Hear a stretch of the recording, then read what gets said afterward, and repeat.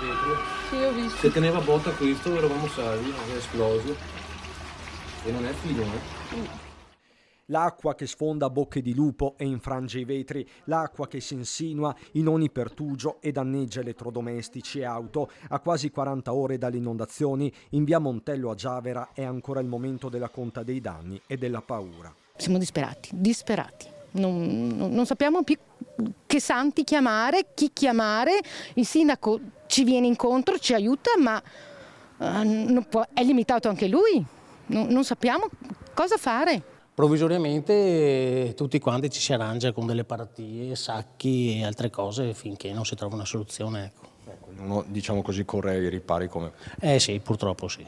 Via Montello negli ultimi anni è finita sott'acqua 3 volte, la prima nel 2018, la seconda il 9 giugno scorso, la terza poche sere fa. Comprensibile a questo punto l'esasperazione, per alcuni non c'è stato nemmeno il tempo per risollevarsi. Questa è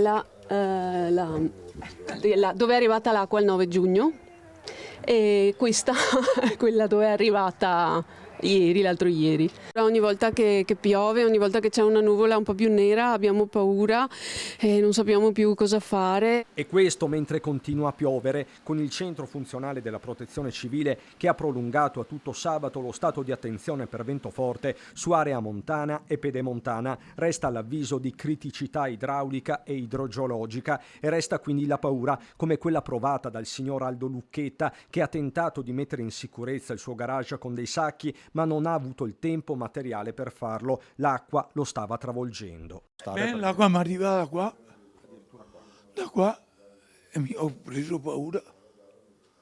Tutti questi anni qua è la prima volta.